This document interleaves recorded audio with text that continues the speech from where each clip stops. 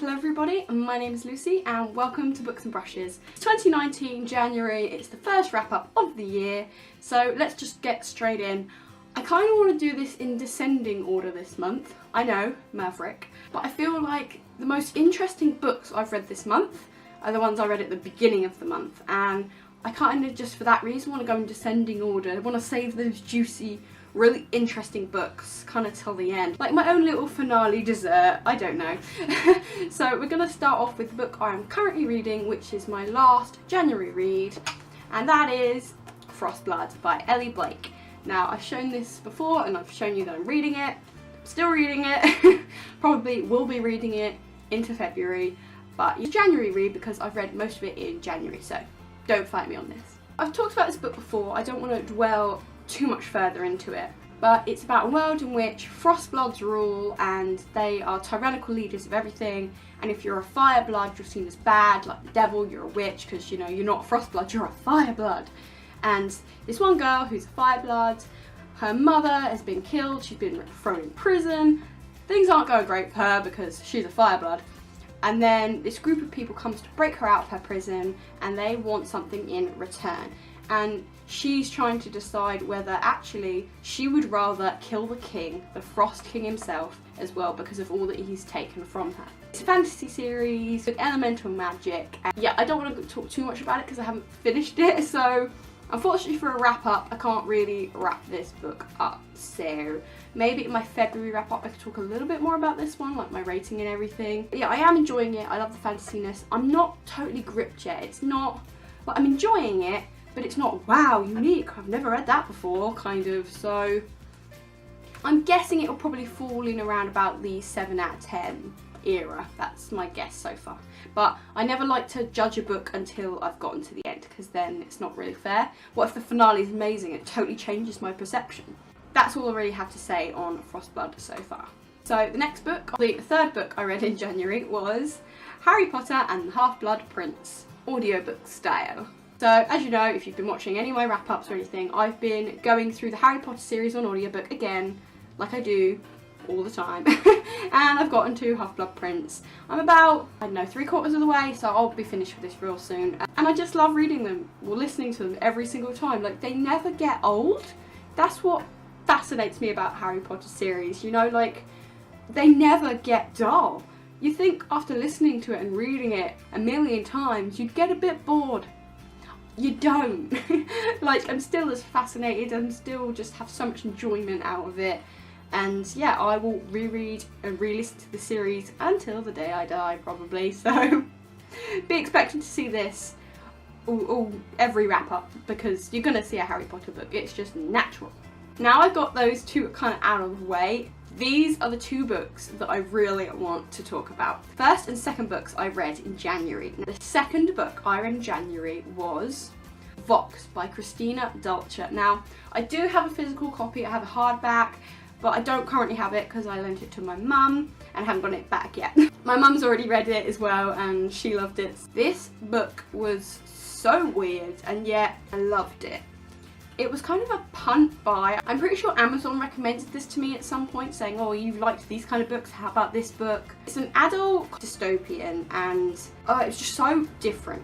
The premise is that religion has kind of retaken over and the president and this reverend are like kind of trying to completely turn America back around, saying that it's been driven in such a rut, we need to go back to the old ways, and essentially men are everything and women are nothing. Women are the submissive side roles, the supports to the man, and they are gone to extreme lengths to ensue this reality. So they make women wear these bands around their wrists, and women are only allowed to say 100 words a day. And if they exceed those 100 words a day, then they get electrocuted by this bracelet. The whole idea trying to enforce women to be silent and submissive and not have much to say. Now, obviously that's a kind of horrifying concept, it's very dystopian, but it was so interesting to read. Now, I had a certain expectation for a book like that, but because it was an adult book, I guess, I don't know, there was something so mature, so chilling about this book. It follows this main woman who she used to be like a major scientist in her field. She was like inches away from curing this disease, and now she's supposed to be a housewife. Her husband's like in the government, and so he's like proper pro all this.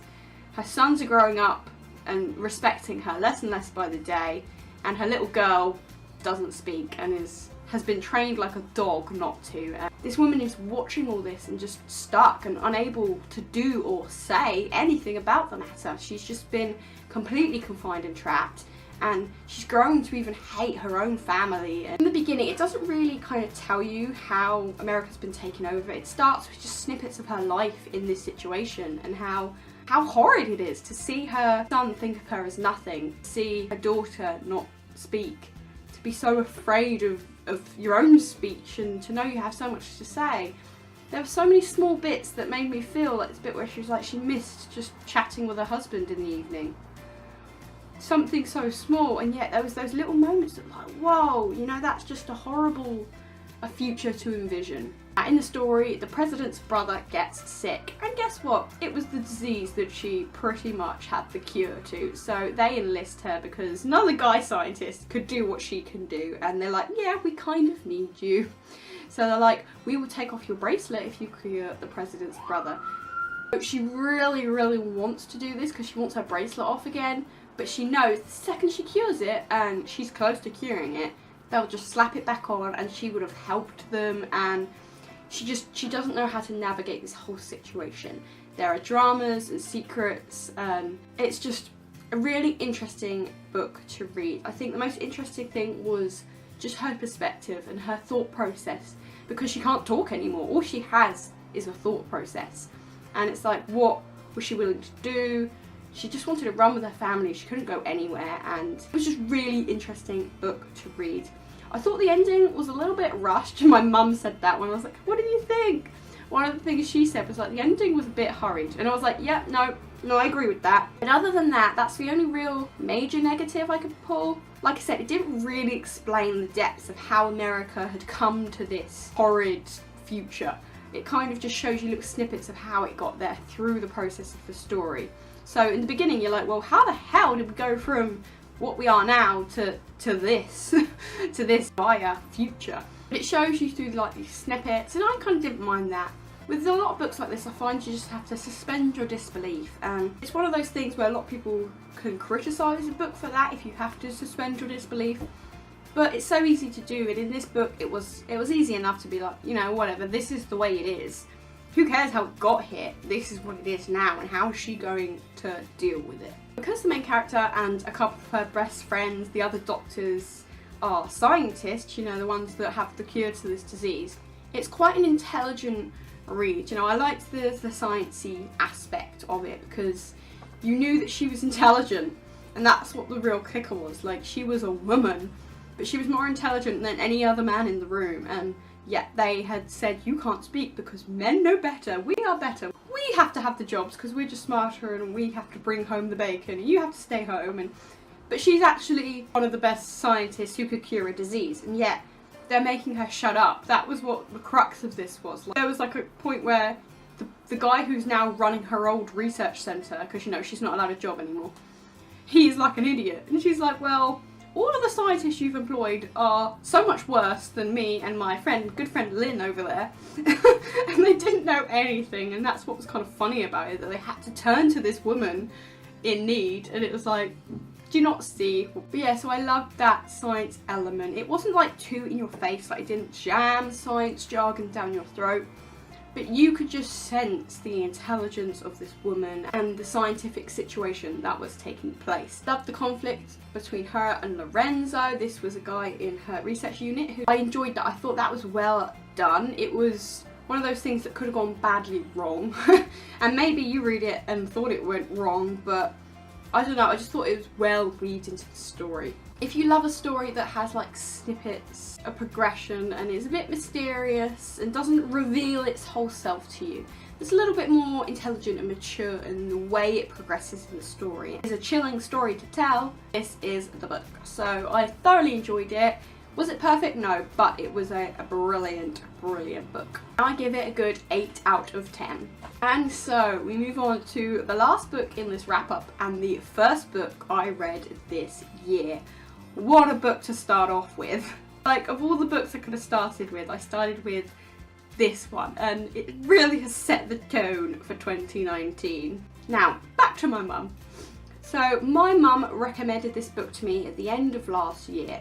Bit of backstory, my mum loves to read, so mother and daughter alike. But my mum likes to read Tudor historical fiction. She has a very specific niche of books she likes. So our tastes in books differ greatly. We don't really read the same thing at all. So she has this author that writes Tudor historical fiction, and she came out with this fantasy novel. And my mum read it because she loves and always supports this author. And she was blown away. She said to me, Lucy, this is your kind of book. This is one of those dystopian fantasy things, and wow. And it blew me, and I don't even know what to think about it. Can you read it? So I looked it up, not expecting much, because I thought, oh, it's a book my mum likes, so I probably won't like it. But I looked it up on Amazon, and it was called Farmland Sentience by Gemma Lawrence. I read the synopsis of this and was like, huh, I actually really like that. Like, I would buy it based on that synopsis. So I'm going to. I bought it more on the synopsis more than I did my mother's recommendation. It took me a little while to get to it. I bought it immediately, and then obviously I didn't read it immediately, but I got to it first book of the year, and wow, I haven't read a book that just got me in so long. This book is incredible. It's chilling, it's disturbing, it's fantastical, it's mature. My mum was right to be blown away by it. It is a fantastic novel. And obviously it's an unknown book, like no one on BookTube that I know has talked about this. I should probably tell you what it's about, but it's one of those books where I think you could definitely go into it not knowing very much. The main character starts the book in the dark. I think it's kind of fun if you wanted to start it like that as well. Just kind of discovering the world along with this main character. But I am going to go for a little synopsis, so if you want to just skip that and go into this book blind, I'll put a little timestamp here of where you should skip to avoid my synopsis. It starts off with this girl in this black room, and she has nothing but a drip to drink from food that comes through a door, her mother and her siblings, and she's in the dark. It starts off so mysterious, and you're like, well, why is she just in a box? She doesn't know about anything. And you slowly start to learn what this is and what it means. Essentially, she's being raised like a farm animal. All these people are in the factory and they are being raised to be eaten. It's in the future. There are practically no animals left. There are only like bugs, like really dangerous bugs, but I'll get to that later. And these humans are raising other humans like meat. Now obviously that's got a lot of connotations to our world, and this character is a farm animal, and she manages to escape, and in doing so she learns about what she was, where she was, she learns what they're doing, and she learns about the world, something she never knew. You know, she sees light for the first time, she sees animals, she even sees what she looks like. She starts to learn and understand and grow because she couldn't while she was in that black box. And it is really a disturbing book to read. It is an amazing thing for a book to make you feel so many chilling emotions like that. To feel guilty. Like, I was reading this book going, wow, I'm a meat eater. I eat meat. I'm not a vegetarian. Wow. Like, okay then. You feel like personally attacked, but not in a bad way. It's just so clever. And this girl escapes the factory and has to learn about the world and what she was. She goes through all these trials, and she ends up coming across this village of people who are the wild ones, and they are living separate from the flesh eaters, as they call them. And they teach her about the world and about everything, where she was and what she was and where she is now. And this is where the story gets so much more fantastical and includes so much more fantasy elements, as there are all these creatures, like these bugs basically, are now huge. And also she can like read minds. It reads so much better in the book, but she can like connect with other minds, and there's only one other person in the village that can do that. There's only this one other creature and she ends up getting like captured, and like all these dramatic things happen. She meets other interesting characters, and she becomes a family with this village, and there's such a connection, and just the way this author writes friendships and love, and it's just a fantastic way of writing a story. I love the friendships she creates, the sense of connection to other people, the sense of community that this girl ends up having with the village. And it's so emotional. It's such an emotional book. It takes you through the ringer. It's chilling, it's disturbing, it's thought-provoking, it's interesting, it's fun, it's fantastical. It is such an interesting and different story. So unique in its difference. I can't think of a book that's anything like this. People say, you know, oh, dystopians are all the same. They're not. They're really not. Like, there are gems like this that are so completely different. And if those dystopian haters had read a book like this, they would know that your classic generic 2012 dystopians are not all there is to this genre. There's so much to explore in this. Fantasy and dystopian together are just beautiful. This book is so weird to read, and yet you believe every word of it. You just completely go with it. Even though you don't understand a lot, like at the time when I was like, wait, is that a giant bug? It took me a minute to understand there was a giant bug. You just get taken for this ride, and the ending, oh my god, the ending. If I recommend you to read any book, I don't know what else to say other than how much I loved it for how different and unique and chilling it was. Now, yeah, there are a lot of triggers in this book, so be warned. If you are a vegan, and very passionately so, either you're gonna love or hate this book. There is, you know, things like murder and rape and kidnappings. I don't think you would read a dystopian or anything I suggest if you were triggered by these sorts of things, but if you are, you never know. And that was my wrap up for January. So that is 4 books I read in January, and I'm so pleased with the books I've read. Those first 2, Vox and Farmland, are just amazing. Farmland Sentience has a sequel coming out at some point, and I am waiting for it. I cannot wait for it to come out. Who knows when it will be here. That ending wasn't cliffhangery, but definitely left loads open to explore, and I have such an anticipated read for this, and yet it's an unknown book. These gems, you find them and they're so beautiful and no one knows about them, and I feel like it's my duty as a book nerd to share the love of these unknown books. It was a great reading month, and if 2019 follows in this vein, I'm going to have another very good year. So I hope your January reads were just as plentiful and full of quality, and I will see you in my next video. Bye!